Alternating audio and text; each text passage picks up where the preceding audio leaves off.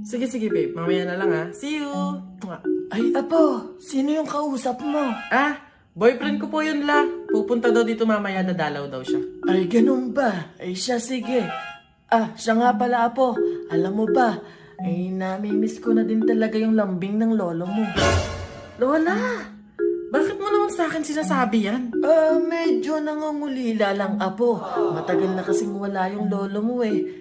Baka naman meron kang may ibigay sa akin na makakapagpabalik sa akin sa pagkabata. Ay, yun lang naman pala Lola. Basic. Eto. Ayan.